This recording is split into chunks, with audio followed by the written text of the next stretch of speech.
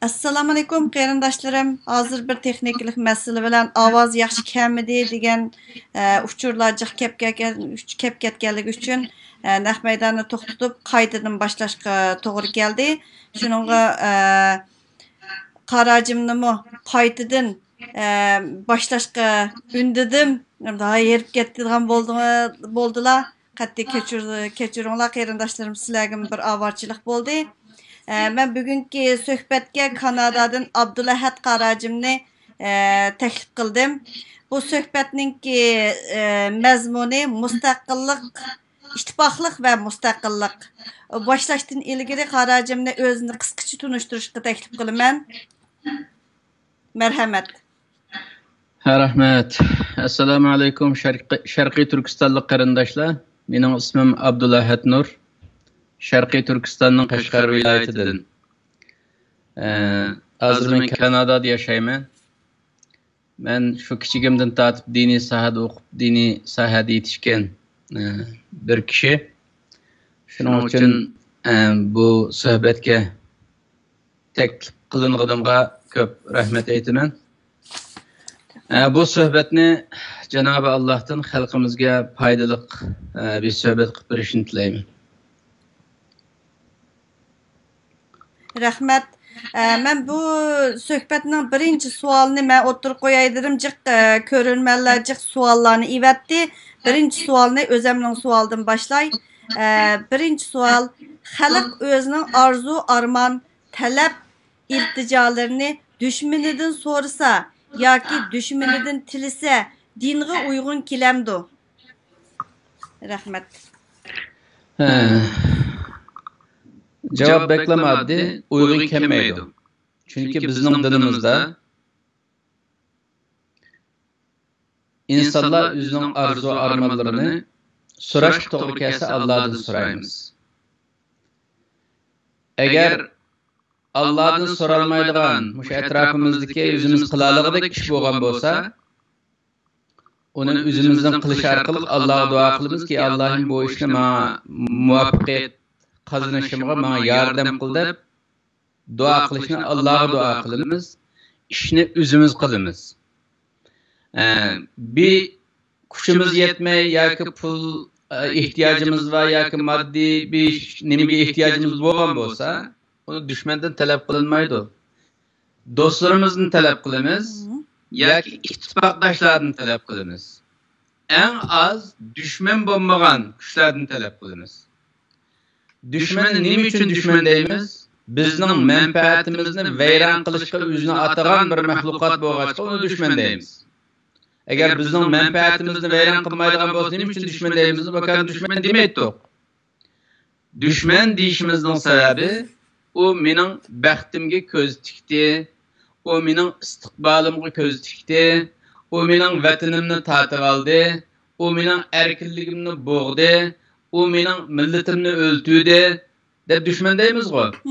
Hamma askirlikni qilayotgan bir düşmanga biz uningdan bir narsa talab qilish beklam ahmoqonalik. Shuning uchun men bu mavzuni biroz izohatlash uchun bir oyatga tayinib turib izohlamoq istayman hozir. Allah subhanahu wa ta'ala Kur'an-ı Kerim'de şundak bir ayet deydi Sure Nisa'da. Bismillahirrahmanirrahim. Beşşiril munafikine bi enne lehum azaben elima. Ellezine yettehidunel kafirine evliya'a min dunil mu'minin. Eyebtegune indahumul izze fe innel izzete lillahi cemi'a. Ey Habibim Muhammed Aleyhisselam, sen bu münafıklara şunda hoş haber bergin ki, ularga Allah'ın huzuru bağında bek geçinişlip, eğir bir azap var, bunun bilen hoş haber bergin deydi. Bu azap nima? Allah'ın gazap nefreti ve cehennem. Cehennem, ebedi kuyuduğun, ebedi azaplanılan bu tügemeydiğin bir azap ukubet. Şunun için bunda bir azap ukubatni Allah münafıklarga nisbeten hoş haber ber deb deydi. Bu uslub Arablarninki balagat ilmiga mensub bir xususiyetni o'z ichiga oladi. Bu albatta qarshi tarafning naqadar ahmoqligini izhor qilish uchun zanglik qilish va masxar qilishni ifodalaydigan bir uslub bu. Allah bu oyatda nima demoqchi? Munofiqlar shunday kishilarki, bular o'zining jallodiga oshiq. O'zining jallodiga oshiq bo'lib aqlli bir inson. Jallod degan u insonni o'ldiradigan odamni jallod deymiz. Uning kallasini oladigan bir jallodga inson oshiq bo'lib o'zini o'ldiradigan odamga normal bir inson oshiq bo'lmaydi. Bu yerda bir normalsizlik bor. Shuning uchun Allah bu munofiqlarning kafirlar bilan bir turib olishini masxar qilib degan gap. Munofiq degan nima degan gap? Musulmon suratidagi kafir degan gap. Biz musulmonlarga o'zini musulmon ko'rsatadigan, musulmonlarning saffida turadigan, ammo qalbi kafir bilan birga bo'ladigan bu insonlarni munofiq deydi. Shuning uchun munofiqlar jallodiga oshiqdek kafir davomli kafirga amroq kafirlarning saffida turdi, kafirlar bilan sabdosh bo'ladi. Shunda amroq bo'lgan bo'lsa, ularga shunda xush xabar berginki, bular Allah'ın huzuru bağışta ebedi azap cehennemge kirdi deb Allah bunu ifadelaydi. İfadelep bulab eyyebtehune indehumul azze. Munafiqlar kafirlar bilan sapdash bo'lishda, o'zining dushmaniga bu qadar amroqlik qilishda, ulardan izzat talab qiladi ekan. Izzat degan shon sharaf, hurmat, biroz obro'y. Şulardan kafirden izzat talab qiladi ekan bo'lar. O'zi musulmon ko'rinib turib, musulmon to'niga o'rni olib turib, kafirden izzat talab qiladi ekan. Düşmanidan. Bilib qo'yinglarki, fa innal izzata lillahi jami'a. İzzatning hammasi, shon sharafning hammasi Allohga xos deydi. Shuning uchun bu oyatni tatbiqlagan vaqtida munofiq kim, kafir kim? Endi Xitoy kafir bilamiz. Kafir degan nimetda ochiq oshkora Allohni inkor qilgan, Allohga qarshi chiqqan, islomiyatga qarshi chiqqan deymiz ku. Ammo bu tarix Xitoyga tushdi. Xitoy %100 kafir. Yalnız İslam diniga emas, boshqa dinlarga qarshi chiqayotgan bir kafir bu. Hristiyanlikka qarshi chiqadi, Yahudilikka qarshi, hamma dinga qarshi. Ya'ni insoniyatning diniga qarshi chiqayotgan bir kafir bu Xitoy. Ashundaq bo'lsa, biz yana Xitoydan tarafdor bo'lib, Xitoydan bir narsa talab qilish, Allah mesxirlik holda javob beradi. Haq. Anandan keyin ve bu ayetin ahirisinde وَقَدْ نَزَّلَ عَلَيْكُمْ فِي الْكِتَابِ أَنْ إِذَا سَمِعْتُمْ آيَاتِ اللَّهِ يُكْفَرُ بِهَا وَيُسْتَهْزَأُ بِهَا فَلَا تَقْعُدُوا مَعَهُمْ حَتَّى يَخُوضُوا فِي حَدِيثٍ غَيْرِهِ. Halbuki deydi Allah. Halbuki Allah Kur'an-ı Kerim'de nazil kılavazsa, nimde eğer sizler Allah'ın ayetlerinin inkar kılınganlıkını, mesxir kılınganlıkını, Allah'ın dininin hakaretten geldiğini, anlayan çağınlarda, şahit boğan çağınlarda, ular bilan birga o'ttamanglar, ular bilan suhbatdosh bo'lmanglar, bir suhbatda o'ttamanglar deb Allah nazil qilgan bo'lsa, bular birga o'tirish u yoqda tursin, sabdosh bo'ladi deydi, sabdosh. Hatta yahudu fi hadisin gayri. Qachongacha ularni tashviq etdik, dushmanimizni ta Allah'ın dini bilan hapilishni to'xtatgan qadar. Allah'ın ayetlerini inkar qilishni, Allah'ın ayetlerini mesxar qilishni to'xtatgan qadar ular bilan aloqa qilmaysizlar deydi. Masalan, bir yerda o'tirish degan bir vaqt 5 minutlik yoki 10 minutlik bo'lar, yoki bir soatlik suhbat bo'lar. Aşınçılık qisqa vaqtdimi ular bilan birga o'tmaysizlar deb eng tuvan minimum shakldagi muomala qilish usulini Allah Qur'oni Karimda o'rgatayotgan bo'lsa, endi biz qo'pab düşmanimiz bilan, masalan, insoniyatninki bir kushandisi deyli, o Xitoyni özümüzün tuprağını besip algan bir iflas bilen bir hem nefes buluş degen günah demekçi o siz ha? Kur'an'da mı eni? Bunun da en tüveni billa otura şeklenge yada. Onun bilen sepdaş bulaş, ittifak bulaş, onu çoğun görüp, onun da bijimi tilaş, hatta billa yaşaş, vatanımızda bir vatandaş bulaş. Anadolu'daki o düşmanın hakimiyetini kabul kılıp makul, senin aslında biz yaşaymayız, bizden buzak kılmışsanlar boldu dep, onun boysunup, teslim bulup, teslimiyetçilik bilen, onun bilen billa yaşaş, elbette haram buldu. Rahmet. Mesela bir neçe tordaşlarımız dedi ki, hem de başka dindaşları, başka dindikiler bizning dostlarımız mı var, bizga yardım qilayotgan, ularga qartilgan emas Qarajimning gepi. O demakchi o'g'ini Xitoyni dedik biz. Xitoydan biz talab qilyapmiz. Chexlar apirib Xitoy konsulning oldida o'tirib talab qiladi. Shuningga qartilgan savol ham javob qarindoshlarım. Anadan keyin yana bir qarindishimizning savolini o'tirib qo'yma. Assalamualaikum.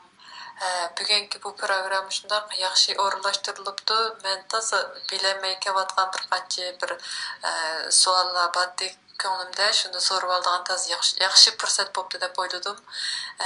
Birinchi savolim buni hozirgi shu bizniki Sharqi Turkistonga va Sharqi Turkistonliklarga kelayotgan ig'ir bir kunlarda har xil faoliyatlarni ilib beryapmiz. Bu jarayonda men ba'zi bir kishilar bilan bir fikrlarda fikrlashib qoldim. Ya'ni ba'zi kishilar bor o'zining faqat nimasini maydonini yoki shu nima bo'lgan pozitsiyasi toza aniq emas. Shuningda bir mustaqillikni siz xohlamamsiz Sharqi Turkistonga deb so'rasam, men albatta Sharqi Turkistonning mustaqillik bo'lishini nihoyat yaxshi ko'raman. Biroq hammasi shu Allohning irodasi bilan bo'ladi. Shuningga biz qandoq kutsakmi, agar Alloh shuni bizga ato qilmasa, Alloh bizga shuni nasib qilmasa, qancha kutsakmi mustaqil bo'lolmaymiz. Agar Alloh bizga shu yaxshilikni, shu mustaqillikni bizga nasib qilsa, biz tirishmasaqmi, hech qanday faoliyat qilmasaqmi, u kun bizga keladi. Shuning uchun biz hamda muhimi duo, biz duo qilishimiz kerak. Allohga ibodat qilib duo qilaylik. Qolgan ishlar Alloh tarafdan bo'ldi. Biz bekcha qishqalashib kelsak, fitnaga sababchi bo'lib qolamiz, gunohkor bo'lib qolamiz deb shunday bir fikrni qilgan bo'ldi. Shuningga Muşununğa nisbeten siz qandaq fatva berisiz? Aşı oturup turbilib hech qandaq ifade bildirmey, hech qandaq faoliyatga qatnaşmay, faqat dua bilan, ibadat bilan Allohdan tilashning o'zi kifoyimi va yoki biz shundaq dua qilish bilan birga cho'qim harakat qilishimiz kerak deb o'ylayman men. Shuningda yana bir mukammalroq bir javobga ega bo'lay deb sizdan so'rayapman. Bu bir qarindishimizning sizlarga qo'ygan savol ekan. Rahmat, bek yaxshi savol bo'libdi. Nurg'un qarindoshlarimiz shunday mujmal tushunadi. Biz halqa Allohga duo qilish bilan vazifamizni qilish o'rtasidagi munosabatni aralashtirib o'tib, o'zimizning kallamizni elishib ketib, xalqning kallasini elishtirib o'tamiz. Bunu biraz ayrış lazım. Biz dua deymiz. Dua degan ibadet. O dua üç xil buludu. Bunu aniq bilib olishimiz lazım. Birinci duanın birinci kısmı hemmimiz bildirganimiz qo'limizni ko'tarib Allohga, ey Allohim, uni qilib bergin, buni qilib bergin, uni qilib etgin, buni qilib etgin deb duo qilamiz. Masalan, hozirgi duoyimizni ko'pinchisi qanday? Ey Allohim, Xitoy unda buzaq qilib etdi, bunda buzaq qilib etdi. Xitoyni yo'q qilib et. Xitoyni halok qilib et. Xitoyni shu Fir'avnni qanday halok qilgan bo'lsang, Ad Samudni qanday halok qilgan bo'lsang, shunda halok qilib et deb duo qilamiz. Bu duoning etini qavli duo deymiz. Ya'ni og'zaki, og'zi bilan deyiladigan duo deyiladi. Bu duoninki bir parchasi. Duo 3 xil bo'ladi, bu 3 xil halqa. Biz danqan qozon deydigan bir qozon bor bizning tilda 3 putliq.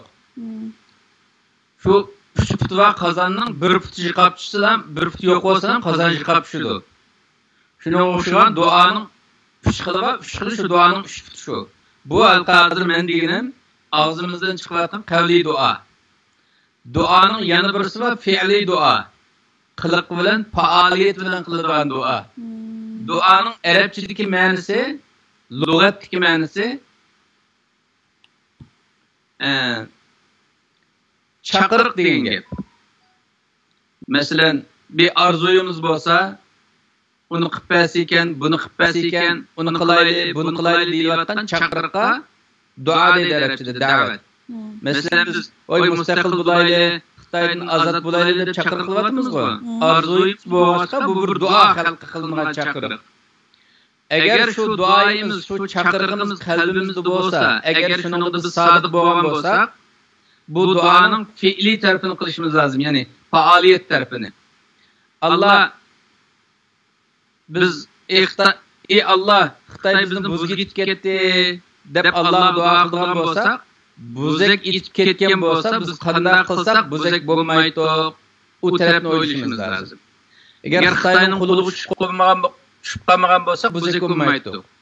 Davlatimiz bo'lgan bo'lsa, buzak bo'lmaydi. Agar mustaqil bo'lgan bo'lsa, Xitoy bizga yo'l berib yashaydi. Xitoy hech qanday bu buzak qilishlarning hech qandayini qilolmaydi. Unda bo'lgandan keyin nima qilish kerak ekan? Mustaqil davlatimiz bo'lish kerak ekan. Unda bo'lgandan keyin bu fe'li duo bo'lgandan keyin biz mustaqil bo'lishqa, ozod bo'lishqa, bu zulmlarni yo'q qilishqa faoliyatlarimiz bilan qo'limizdan kelishicha ishlashimiz lozim. Aqli vala aqlni ishlatadi. Puli vala pulini ishlatadi.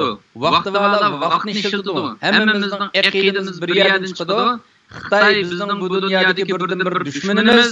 Bu dunyoda Xitoydan boshqa dushmanimiz yo'q deb dushmanni bir tushirishimiz lozim. Dushmanni jiqiltib olish biri ahmoqlik.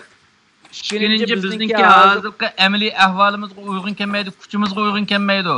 Mush Xitoy bizga yetib, ming hassa eshib ketdi dushman bo'lish. Dushman bo'lib yetib, ming hassa eshib ketdi.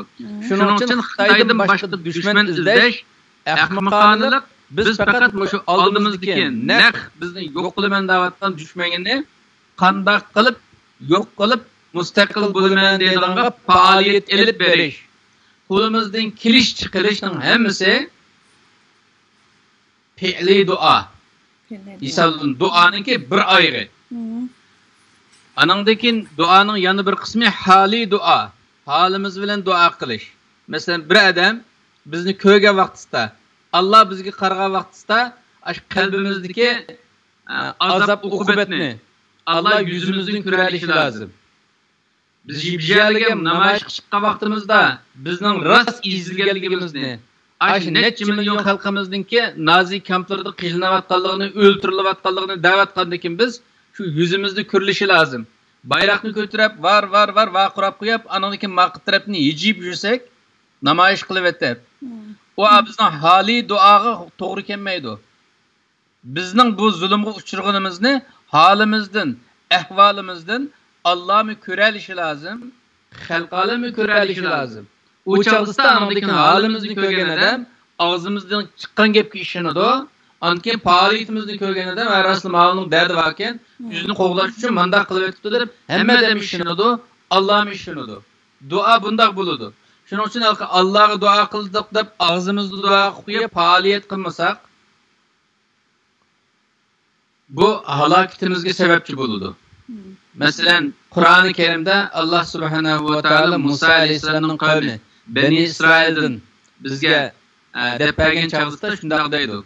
Bani Isroil shunday deb ekan. Ma Baytul Muqaddasni ozod qilayli, kelinglar desa, Musa alayhisolam İsrail o'g'illari shunday deb ekan. Ey Musa, o'yadagi odamlar bek kuchli odamlar bular. Biz ularga tankilanmaymiz, basatlamimizni o'tiruydi. Hammamizni yo'q qiluvdi ular. Shuning uchun sen payg'ambar bo'lgan ekan, anki Rabbing Alloh bo'lsin, ishkinglar sen payg'ambar, o sening Rabbing Alloh bo'lgan ekan, ishkinglar yo'q qilinglar. Biz bu yerda o'tirib turaylik.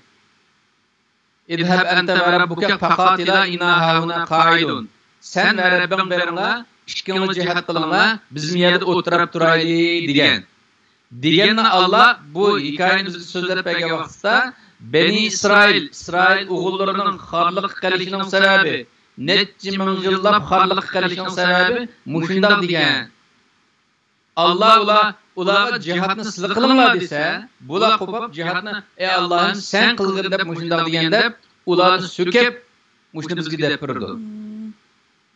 Anandan keyin biz shunda desak, ey Allohim Xitoy buziga yetib ketdi, uni qildi, buni qildi, sen uni halok qilib o'tgan, Firavunni suv g'arq qilgandek g'arq qilib o'tgan deb Xitoyni qag'ab o'tasak, harakat qilsak, aqlimiz bilan hech ish qilmasak, Alloh rizosi uchun va mustaqillik uchun pul bering desa, pul bermasak, vaqt chiqaring, bir namoyish kelish bering desa, vaqt chiqarmasak, unda mani qanday qilishni bilmadik, mani bir aql fikr bering desa, men o'sha ishning beshida olmaganligini bu muhim fikrlarni berib versem, bu fikr bilan u ishni qamdashtirib versa, namataqni men olmayman degan yomon niyat bilan uning fikrini bermasak, o'lakdek yotgandan keyin ming yil duo qilsak ham aqmaydi. Allah unda duoga qarab qo'ymaydi. Unda bo'lgandan keyin biz duo qilamiz. Duoni nima uchun qilamiz?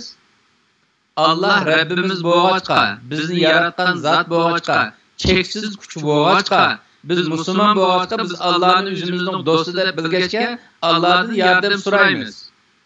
Yana nima deb duo qilamiz? Hozirga qadar Xitoyning quliga chiqib qolishda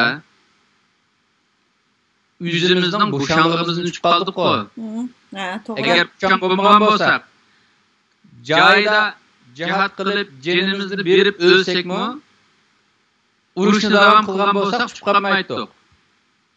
Agar fan-taraqqiyotni keyin qilgan bo'lsak, penjatni bolalarimizni o'qitgan bo'lsak, bolalarimizni bijalik evatib, bijalik o'rganib kelib, Xitoy bilan taqabul to'g'rilik o'z vaqtida ashunday ilm-fan yurish qilgan bo'lsak, sanoatim taraqqiy keyin qolmaydik, taraqqiy qildik. Bu jihatlarni uqtirib qo'ydik. Bekjiq gunohlarimiz bor. İslamiyetga uygun bo'lmagan, mu'min musulmonlikka yarashmaydigan ashu g'ururlik, kibr, takabburlik, adam yaratmaslik, manmanlik, dunyo bilan faxrlanish, iftixorlanish, mush İslamiyetga yoqmaydigan nurg'un nachar illatlarimiz bo'lg'achqa ishlamadik, o'qimadik, mushal o'zimiz kelib qoldik. Bu halga kelib qolgandan keyin yuzimiz qara Allohning oldida. Biz gunohkor bo'lg'achqa Allohning marhamatini o'zimizga jalb qilish uchun ey Allohim, men qilishga tegishli vazifalarimni hozirgacha qilolmabdimmi? Xafa bo'lmaslar, meni afv qilsizlar, tavba qildim. Buningdan keyin tirishay deb Allohga istig'for aytamiz, Allohdan afv so'raymiz, kechirim so'raymiz. Kuch madad tilaymiz-da. Yana bir tarafdan şu rast tövbe qilganligimizni isbotlash uchun ma'nimiz ishlaymiz, ish qilamiz. Ish qilish orqali o'zimizning tövbe qilganligimizni isbotlay olsak, Allohning marhamati keladi, bizga Allohdan yordam kelgan vaqtda bor, yo'llar ochilib ketadi. İnsanlarning qalbi Allohning qo'lida. Allah bo'pti, ma'badlarim tövbe qilibdi, obdayaga kelibdi hozir. Men bo'ldi, afv qilay bularni. Bu musulmon bo'lgan keyin deb Allah bizga marhamat qilgan chaqda Allah Amerika'nın quluyla yardım qilsin qiladi. Başka devletlerin quluyla yardım qilsin qiladi. Hatta o'zimizning atrofidagi kichik davlatlar bor, Xitoyga yemchiqlab ketish oldida turayotgan Qirg'iziston, Tojikiston degandek. Agar Alloh yardım qilay deb qolsa, o'sha davlatlarning quluyla yardım qiladi. O Alloh oson. Biz hozir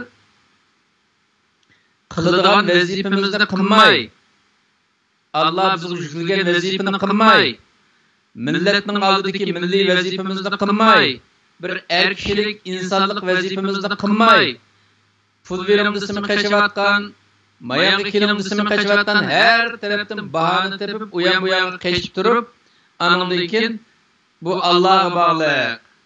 Allah xolisa mustaqil bo'lamiz, Allah xohlasa mustaqil bo'lmaymiz deganlik Allohga aytilgan bir iftira, tuhmat bu. Allah Kur'an-ı Kerim'de dinde hiç qanday undaq demaydi. Ve la yansuranallohu men yansuru. Allah kimga yardım qiladi? Allah'ın diniga yardım kılgan, Allah'ın kıl deganini kılgan kişiga yardım kıldı deydi Allah Kur'an'da. Amin. Şunun için Men endi gaplarni uzaytirgan boldim chunki savol jiqchu. Әлгі бір суал жиқ болып қалды. Шуныңға ма суалны кейін әмді ма қанаатларлық жауап болды деп ойлаймын. Анадaki мен ikkinchi sualga o'tay. Assalomu alaykum Zumrat xonim, yaxshimisiz? Salom Abdul Ahad Qorim. Mening nazarimda mustaqilchilik farz, avtonomiya bo'lsa taslimchilik va xiyonat. Mumkin bo'lsa siz diniy muhtidan bu masalani tushuntirib o'tgan bo'lsangiz rahmat. Bu sual sizga bergan bir qarindishimizdan bergan suoli. Bu damıllab damıllamken o fetvani üzülam çıkıyor Xitayna. Aşkağa fetvası toğra, %100 toğra.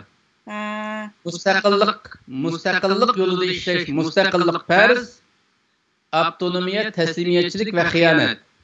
Naq %100 toğra fetva. Yani bunun nima uchun to'g'ri fatvo deymiz? Abi men o'qigan bir oyat bor, o sura Ahzabning 1-oyati. Ben shu vaqt o'qidim, ammo bekchiq oyat var bu nuqtada. Allah Qur'oni Karimda Payg'ambar alayhisalomga aytdi: "Ey payg'ambar, Bismillahirrahmanirrahim. Ya eyyuhan nabiyyu taqillaha ve la tuti'il kafirin vel munafiqin. Innallaha kana aliman hakima." Ey payg'ambar, sen Allah'a takva bol ve kafir münafıklara itaat kılma dedi. Düşman kafirlarga da, düşmanlarga. Bu yerda kafir degenge Allah dünya harta deyilgan gap bo'lg'achqa Allohga nisbatan hamma kafirni deydi o. Ammo biz Uyg'urlar hozir Qur'onning muhotibi hozir o'qilayotgan ekan, biz Uyg'urlar o'zimizni muhotab bilsak, bizning kafirimiz kim? Xitoy. Biz hozir kim bilan mujohidlik qilyapmiz? Bizning dushmanimiz Xitoy. Xitoy vatanimizni tortib oldi, millatimizni o'ldirib atdi, insoniyat tarixida bo'lib boqmagan zulmlarni qilib atdi. Biz Uyg'urlar musulmon. Musulmonga nisbatan kafir degandan keyin Uyg'urlarning aqlimizga udullam shu Xitoy keladi. Boshqadan kelamdi ya. Yo'q, men Xitoyni deyman, bizga yordam qilayotgan har qanday boshqa dindagi, boshqa ittifoqdosh, boshqa do'stlarimizni men uni diniy jihatdan undaq nim qilib baho berib qilmayman. Men Xitoyni dushmanim deb bilaman. Biz Uyg'urlarning aqidamizda kafir degandan keyin %100 avtomatik Xitoy keladi. Kelish kerak ekan. Onun qalqı izohat berib o'rganmadi hozirga qadar. Xitoy deb qo'ychi avtomatik Xitoy kelgandan keyin kafir deb qo'ychi hozirga qadar izoh bermadik. Ammo buni men Xitoy chalg'utib kafir deb qo'ychi hamma demni dedi, uni dedi, buni dedi deb balqa bizni qarlaydigan bo'lg'achqa Xitoyning qarlishiga nisbatan javob berish to'g'ri kelib qolyapti. Bo'lmasa Uyg'urlarning kallasidagi kafir shu avtomatik Xitoy. Xitoy. Shuning uchun bu oyatda Uyg'urlik xitob qilgan chog'imizda ey Uyg'urlar, munofiq va kafirga itoat qilma degan gap, shu Xitoyga va Xitoyning g'alchilariga itoat qilma degan gap. Endi biz bu oyatga silib turib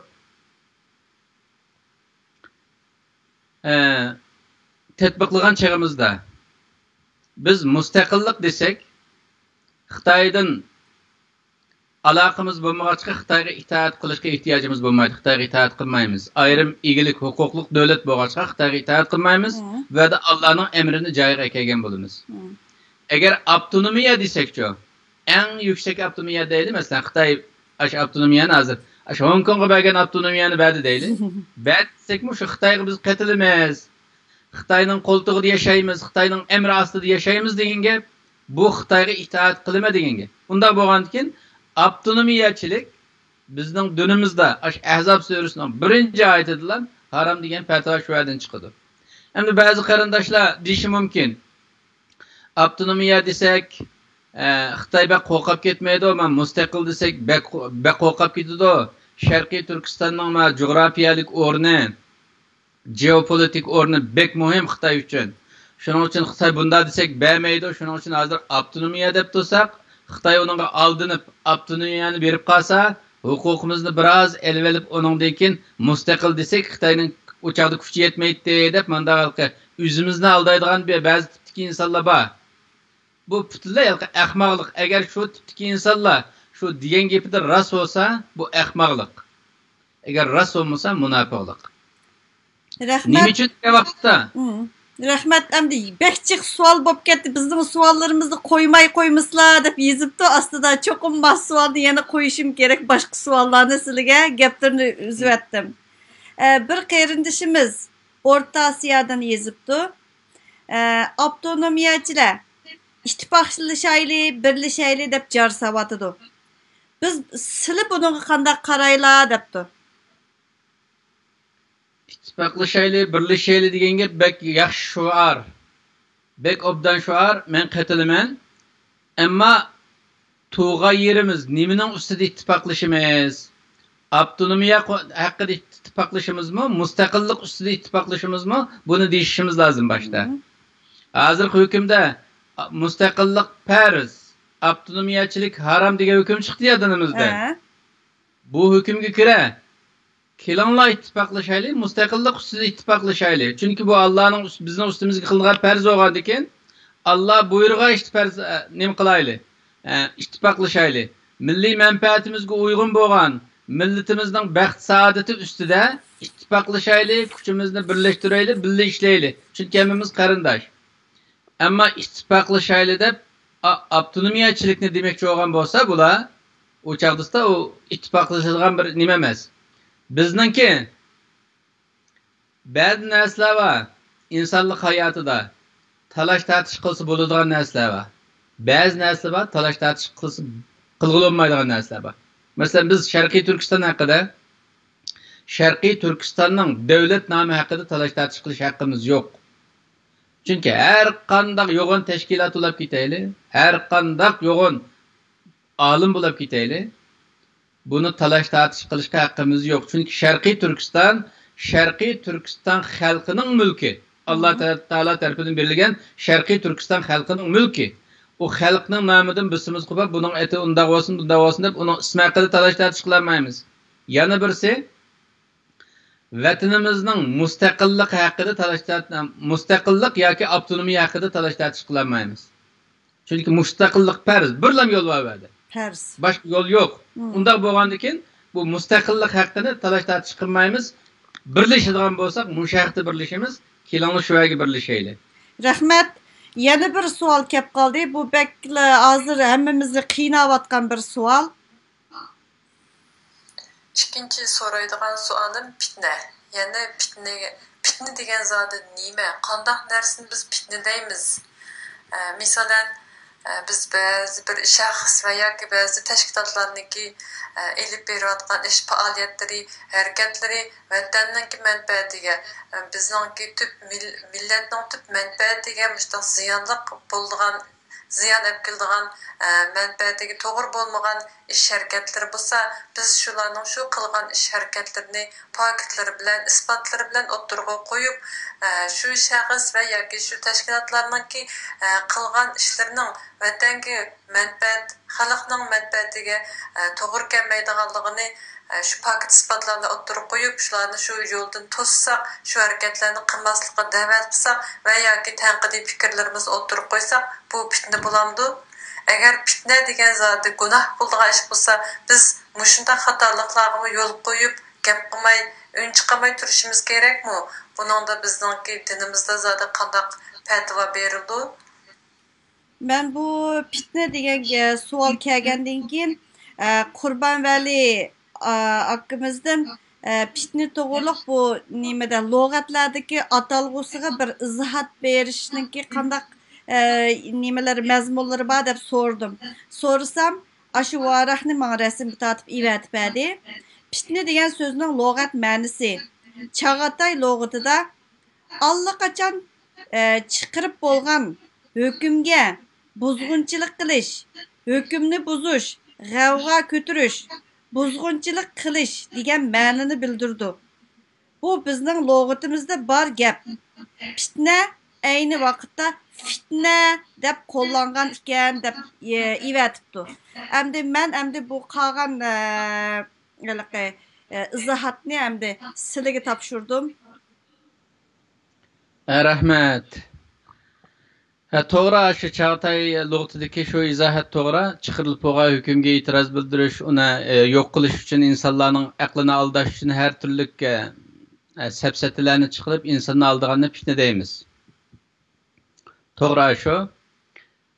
Fitna deganmi qo'llangan insonningki to'g'a yeriga qarab turib o'zgaradigan narsa. Masalan, davlat manfaati desak, Xitoylar bizning davlat manfaatiga ziyonli Sharqiy Turkistonni bermaymiz desa, Xitoylarning davlat manfaati nuqtasidan qarasak, Xitoylar to'g'ri degan bo'ladi. Endi biz desakki, Sharqiy Turkistonni Xitoyga bersak, biz butunlay yo'qolib ketamiz. Milliy mavjudligimiz yo'qolib ketadi, bu milliy manfaatimizga uyg'un emas desak, bizning to'g'ri yerimizga qarab, u biz uchun to'g'ri bo'ladi. Shunga o'xshagan fitna degan chiqarilib bo'lgan bir hukm bor. Hukmni kim chiqaradi? Hakim, huquqli kishi chiqaradi. Masalan, mutlaq hakim Alloh deymiz. Allohning chiqarib bo'lgan bir hukmiga manda mantiqlikda ko'rinadigan sapsaltalarni o'tirg'i chiqarish orqali insonlarning aqlini almashtirib, xato yo'lga boshlaganni fitna deymiz. Shuning uchun masalan biz mustaqillik deb targ'ib qilgan vaqtimizda insonlar mustaqillik desak, bek Xitoyning ochig'i kelib ketadi. Manda ochig'ini keltirib etsak, millatning hammasini yo'q qilib yetadi. Shuning uchun millatimizni qo'g'damasak bo'lmaydi. Millat bo'lmasa mustaqil bo'lsa nima foydasi?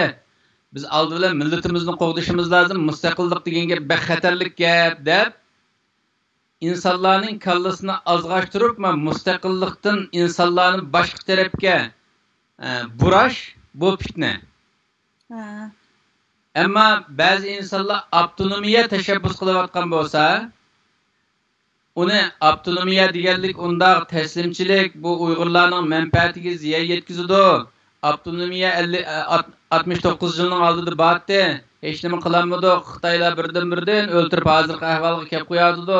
Shuning uchun biz mustaqillik lozim bizga desak, uni fitna deydigan bo'lsa, o fitnani xato qo'llanganlik bo'ladi. Shuning uchun avtonomiyachilarningki fitna chiqarmanglar deyishi o insonlarni aldash uchun deyilayotgan gap. Insonlarning kallasini boshqa tarafga almashtirib etish uchun deyilayotgan gap. Chunki o'zining maydoni avtonomiya bo'lgandan keyin xalqning oldida yetim qolmaslik uchun mandaq haqiqatga o'xshab ketadigan sapsatalar bor ba'zi chog'da. Normal kallasi yaxshi ishlamaydigan odamlarningki kallasini ashunday sapsatlardan aldarib burmilib o'tkaziladigan sapsatalar bor. Endi ashunday burmilaydigan sapsatlarni chiqarib fitna qilmanglar da'vatidi. Masalan, Salih Xudoyevning petition chiqqan vaqtidami, voy fitna qilmanglar. Jackninkini qo'llaydi. Salihninkini qo'llaydi desaklar, fitna qilmanglar deb baqiraydi. Demakchi bo'lg'ini halki insonlarni fitna chiqarsak chata qildi kenjima deb jim to'g'izish orqali o'zining maqsadiga yetish maqsadida deyilayotgan gap. Bizning dinimizda fitna chiqarish harom. Shuning uchun biz oldi bilan fitna qilayotimizmi, qilmayotimizmi, buni qanday bilamiz? Oldi bilan Allohning hukmiga qaraymiz. Bu haqqa Allohning hukmi nima? Masalan, Sharqiy Turkistonlikning mustaqil bo'lishi yoki avtonomiya talab qilishi islom dini nima deydi degan vaqtda fatvo shu: mustaqillik farz, avtonomiyachilik xiyonat ediq ya. Hukm bu bo'lgandan keyin avtonomiyaga qarshi har qanday qaymoq turish insonlarning kallasini burashning hammasi fitna hisoblanadi. Mustaqillikqa qarshi har qanday ta'limotlarning hammasi fitna. Avtonomiyachilarning qilayotgan. Ammo avtonomiyaga qarshi elib berilgan tashviqotlarning hech qanday fitna hisoblanmaydi. Rahmat. Chunki hukmni kim chiqaradi? Alloh, nima? Yoki hokim chiqaradi. Bu dinimizga hukm aniq. Mustaqillik farz. Yana birisi taslimiyat bo'lgandan keyin taslimiyatlik xiyonat. Endi men bundaq bir ishlarga yo'l qo'yapman-da. Davamlı torlarda sözləş, yoki bəzən bir şu salihni qo'llash yoki mustaqilchilik to'g'risida jiq so'zlar bo'lonsa, bəzən qarimlar. Endi men deyman, şu diniy zot deb biladigan yoki o'zini ustoz deb olganlar fitna taqatmanglar. dep çoğlarımız dep avtonomiyachilarni çoğlarımız qatoriga o'tkazib oldi. Bu çoğlarımız bizning manfaatimizni ziminimizga ega chiqishni qaysi yo'lga yetaklayotidi deganni mushu qarimlar bilmayyotamdigandi deb o'ylab qolaman. Siz qanday qaraylar buningga? Menimcha deyilgan gap ağızdan xato bir gap chiqqan bo'lsa, uni xato deymiz. Ammo bu mustaqillik va avtonomiya haqida bu kim deyishidan qat'iy nazar, agar mustaqillik desak fitna bo'ladi deydigan bo'lsa, bu xato degan bo'ladi. Avtonomiyani to'g'ri degan bo'lsa, uni xato qilgan bo'ladi. Shuning uchun o avtonomiyachilar yeşil çoğ bo'lsa-mu, yeşini çoğ deb çoğlarimiz degan bo'lsak, tamam. Ammo bu huquqda va millatga vakillik qilishda çoğlarimiz bo'lolmaydi. Chunki millatning mutlaq ko'p sondikilari Xitoyga ishlamaydigan har qanday Sharqiy Turkistonlik mustaqillikni qo'llaydi. Hatto Xitoyga ishlaydiganlarmi resmi Xitoyning diginiga ishonib %100 berilib ishlaydigan rasmiy milliy munofiqlar bor. Bularning soni bek oz. Ammo nurg'un munofiqlik qilayotganlar vatanda oilasi go'roga elinib olg'achqa, turmularga sulaymiz deb tahdid qilayotgachqa, o'zining nafsoniyatining keyniga kirib, axloqiy zafiyatidan tufaylidan munofiqlik qilayotganlar va insonlarning axborotni Xitoyga berayotganlar yo uchu-buchu bo'lib Aşı Xitay taraflarını qo'llayotganlar. Bu tipdagi insonlarmi aş ko'nglining ichiga chirib chiqsak, bularmi mustaqillikni qo'llaydi. Ammo Xitoydan qo'rqib, atrofidagi shaykalardan qo'rqib, avlning safida turgan bilan nurg'un odamlar va aşı avtonomiya deb turibmi, yana mustaqillikni qalbida qo'llaydigan nurg'un insonlar bor. Buni bunday arisak bo'ladi. Lekin bu bir günah deb o'ylayman mening nazarimda. Masalan, haq yo'lida turmaslik. Haq yo'lida da mayli siz bir odam bo'ling, ikki odam bo'ling, Alloh yo'li degan shu, haq yo'lini tanlash degan yo'l. Bu yo'lda turmasangiz, u bir gunohga sherik bo'lish deb o'ylayman men. Mening nazarimda. To'g'ri, shu haqda bo'lmasa, nahaq ishga sherik bo'lib qolgan bo'ldi, gunoh bo'ladi. Bu to'g'ri. Ammo biz bularmi mediada gap qilganlarimiz shu butun dunyodagi media ishi bilan shug'ullanayotgan qarindoshlarimga tavsiyam shu. Bir ishni degan vaqtimizda, bir odamni shikoyat qilgan vaqtimizda malqa sinib nomi bilan deymsak deydigan bir tavsiyam bor. Mening masalan bir ziyoli yomon ish qilgan bo'lsa, ziyolilar manda qildi desek, dunyodagi hamma ziyoli ketadi u gap. Shuningga o'xshagan masalan bir dindor inson bir xato ishni qilgan bo'lsa, dindorlar unda qildi yoki qorimlar unda qildi degandan keyin hammasiga tegadi. Bizning dinimizda bir hukm bor. Gunoh shaxsiy. Masalan, bir inson gunoh qilgan bo'lsa, masalan, xoinlik qilgan bo'lsa, xiyonat qilgan bo'lsa, agar uningga biz raddiya bermoqchi bo'lgan bo'lsak, şu insanın ismini atab turib raddiya berish lazım. Ma'qul, masalan, men shunday qilaman-ku, men ba'zida ochig'im kelib ketganda, masalan, o'limalar birligini men bek tilga olgandim. Ma'lum odam buningdagi ismini atab turib deyman, hozir dedilar. Ismini atab turib deyishga tirishiman.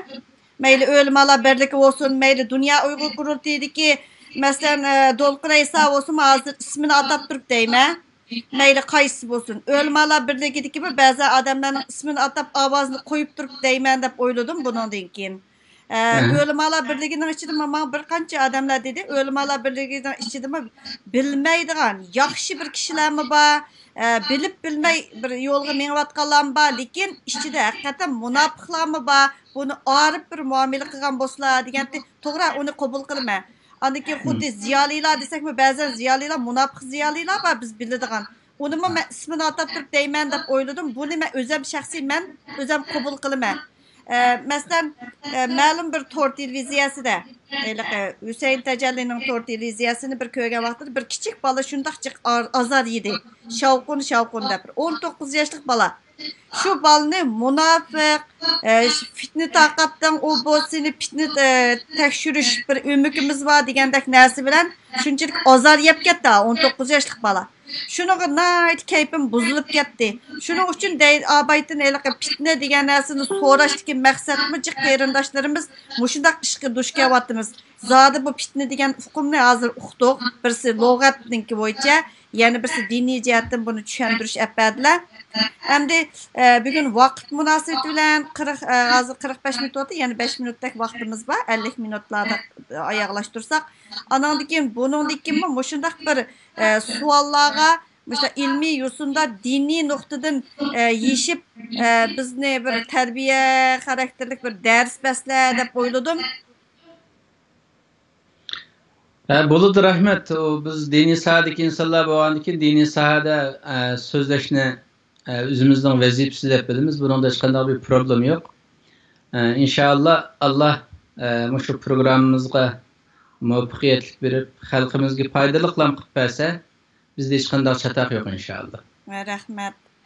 Boshqa ko'rinmalardan shu mustaqillik va ittifoqlik to'g'risida bir xulosalab bergan bo'lsalar oxirida. Xulosalashga to'g'ri kelganda mustaqillikning hukmini deb bo'ldik. Mustaqillik farz, avtonomiyachilik xiyonat deb uni deb bo'ldik. İttifaqlıq haqida kelgan vaqtda bekçik ayet, bekçik hadis bor, uni ham demini deb bo'lmaydi. Natija sifatida, xulos sifatida bir hadis deb beray. Payg'ambar alayhisalom shunday degan ittifaqlıq haqida. Ey ummatim, sizlar iymon aytmay turib jannatga kirolmaysizlar. Bir-biringlar bilan ittifoq do'st bo'lmay turib iymon aytgan bo'lolmaysizlar degan. Cennetga kirishning sharti mu'min bo'lish, iymon sahibi bo'lish. Anondan keyin iymon sahibi bo'lishning sharti, mu'min musulmon bo'lishning sharti birimizni yaxshi ko'rish, do'st bo'lish. Bu shart. Bu do'stlikni qo'lga keltira olsak, o'zimizni mu'min musulmon deya-olsak bo'ladi.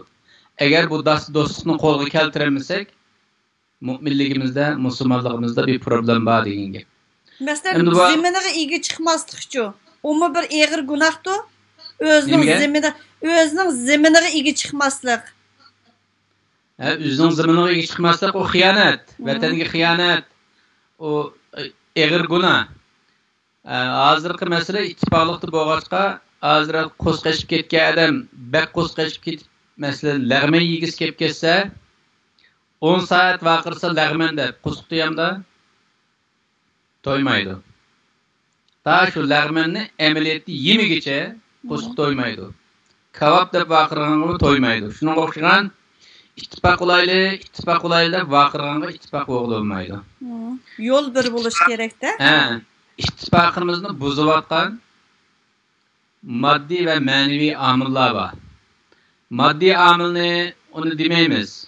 Ma'naviy omillar ittifaqimizni buzayotgan ma'naviy omillarning birinci dereceli kibir. Halbuki insonlar kibirga mubtalo bo'lib qolgan inson o'zini bek cho'ng ko'radigan bo'ladi. Hamma ishda yetishgan o'zini cho'ng ko'radigan bo'ladi. Cho'ng ko'rgandan keyin o cho'ng ko'rgan inson o'zi kutgan paytida hurmat ololmasa boshqalardan achchiq kelib qoldi shu. Achchiq kelib qolgandan keyin mening qadrimga yetmadi. Men cho'ng odam bo'lsam mening gapimni gap etmadi deb ichida botnab turgan vaqtda bizimiz qo'pablar bunga e'tiroz bildirsak, va'da portlab ketdigan. Fitna chiqdi. Qo'y. Fitna chiqildan sen munofiqsan, bo'lsin deb bizimiz bilan asallam urushib qolishimiz, asallam qizdirishib qolishimiz, tashkilotlardan asallar ta'tiyolab qilishimizning hammasining sababi mushu mustaqillik harakati bo'lsin, mushu vatan millat uchun qilinayotgan xizmatlarning beshidagi insonlar va shuning ichidagi insonlarimizning ko'pinchimizda kibr bo'lganlikdan bo'ladi. Nimaga o'xshaydi desa, kibr o't bu, shu yenayotgan ateşga o'xshaydigan narsa. Masalan, bir unni xemijimi jug'ilmoqchi bo'lgan bo'lsak, suvni quymay turib matlasak xemiy olmaydi-ku. 10 kun matlasaqmi xemiy olmaydi. Xemiy bo'lish uchun suv quyish lozim. Laymi shunda. O to'pini cho'g'iltiyagan bilan lay olmaydi, suv quyilmasa lay olmaydi. Shuningga o'xshagan bu kibr ateş. Shu nimaninki, unninki suyini yoki layning suyini yo'q qilib quritib etgan o'xshaydigan bir ateş kibr. İnsanın qalbiga kibr chirib qolsa, Allah'ın rahmeti, Allah'ın berkiti, Allah'ın nimeti bo'lgan tavazuni, kemterlikni insondan ko'tarib turadigan gap. İnsan quruq yog'ochdek, quruq shig'ildeklar bo'lib qoladigan gap hech qachon quvlashmaydigan. İttifoq qildi deb vaqiraydi. Aşının aldığı berip tazim qilib, sen mening cho'ng'amsan, sana itoat qilaman desa, qo'shilib ketadigan. Amma mashni xato qilib qoldim degandan keyin portlab chechilib, xoindan xoinga, dushmandan dushmanga tilishimizning sababi qalbimizdagi kibr. Men qarindoshlarimga shuni tavsiya qilaman, kibrdan uzoq turaylik. Chunki bizda kibrlangidek hol yo'q. Chunki bizning shon sharafimiz bo'lgan, namusimiz bo'lgan Sharqiy Turkiston dushmanimizdan qo'lga tushib ketaylik. Ana vatan deymiz-ku. Ana vatan. Anamiz Xitoyning qulida, Xitoyning qo'liga tushib depsanda ulatida anamiz, shon sharafimiz. Vatan degan ma'naviy bir ana. Anki moddiy anamiz va o'zimizning onalari, o'zimizning qizlari, och singillarimiz depsanda ulatida Xitoyning qo'lida. Aşınçılar depsendiçilikning ichida, xo'rlikning ichida, ihanetning ichida turib, yüzimizni tutib olib, mengishning o'rniga bisimizning yuziga qaraganmag'idek darajada shon sharafimiz qo'ldan ketib qoldiq. Esla buni his qilsak, xalqlarning oldiga yuziga qaraganmasligimiz lozim. Ha, to'g'ri. Mustaqil davlat va insonlarning yuziga qaraganmasligimiz lozim. Mushunda bir nomus ichida turuluq, kibr qilish faqat yarashmaydigan bir ish bu. Ammo qobiliyat nuqtasidan aytsak, agar vatanimiz mustaqil bo'lgan bo'lsa, prezident bo'laligidek, bosh ministr bo'laligidek, normal ministr bo'laligidek har odamlarimiz bor chet elda. Ammo naqshimiz deydi-ku. Sanobar tursin. Davlat katta hatto shahningmi? Döngdün quray termigi bardır. Şunun o'xshagan biz har qanday yo'g'on odam bo'lib ketaylik. Döngdün quray terishga to'g'ri keladi. Vada xarlanimiz kichik odamlarning qilgan ishini qilishga to'g'ri keladi. Shuning uchun biz ahvolimizga qarab baqirib ish qilaylik. Yo'g'on so'zlaylik, yo'g'onlik qilaylik. Chunki kibr bir insonni yo'q qilib o'tgandek, shu millatni yo'q qilib o'tadi-ku. Hozir mushundaq bir ahvolda turg'uluq ba'zi narsalardan faxrlanib ketishlarimiz. Qarindoshlar, ajdodimizga qarasak faxrlangidek ajdodimiz bor, tariximizga qarasak faxrlangidek shonliq tariximiz bor. Uni inkor qilmaymiz. Ammo hozir ham o'zimizning ahvoliga qaraylik. Hozir Xitoyning qulidan qutulish uchun o tariximiz kerak kelmaydi. Ajdodimiz kerak kelmaydi. Allah bizga qaraydi. Ma millat o'ngshilvatamdi, o'ngshilmavatamdi. Ma mustaqillikka qarab, shon sharafiga qarab ketib boramdi. Ya'ni shu avtonomiya o'chi deb, shu sharafsizlikka qarab ketib boramdi deb, Allah bizning qalbimizga, niyatimizga va harakatimizga qaraydi. Shuning uchun men qarindoshlarimdan, Sharqiy Turkistonlik vatandoshlarımdan kibrni, takabburlikni tashib etib, biroz kamtar bo'laylik. Birimizni suyaylik biroz. Chunki mush tillashayotganlarning orasida hozir qarab baqsak, bir mo'chan birimizga o'tib qolgan yer yo'q. Birimizni tunimaymiz hatto. Vatanda tunimaymiz shu chet elga chiqib tunish qolamiz. Ashunda turuluq tillashadigan ishlar bor. Bu halqa kibrning alomati. Kibrni tashlaylik, millatimizni suyaylik. Hammamiz millat sifatida o'zimizning shon sharafi bo'lgan bizga shon sharaf keladigan, shon sharafimizni qaytarib beradigan mustaqillik yo'liga davom qilaylik deb so'zimni bitirman. Rahmat sizlarga. Oxirida qarindoshlarım, bizningki qarindoshlarimiz turmada, jazo lagerlarida, ammo nurg'unlagan bu chet eldagi qarindoshlarimiz WhatsAppning turmisida, solaqliqda. Kallimiz burmilinib WhatsApp turmalarida yashayapmiz.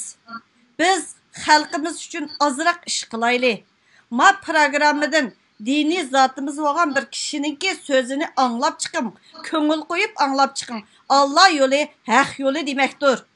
Allah yo'li mustaqillik degan gap biz uchun halol, avtonomiya biz uchun haram. Bu fatvo bo'lsin, Qur'ondan naql keltirib so'zlarni so'zladi. Buningdagi programmalarımızda yana davomliq suhbatda bo'lishimiz uchun yana davomliq mush ekranimiz sizlar uchun ochiq. Rahmat sizlarga. Sizga rahmat. Hammalarga Alloh taqdirdan xayr qilsin.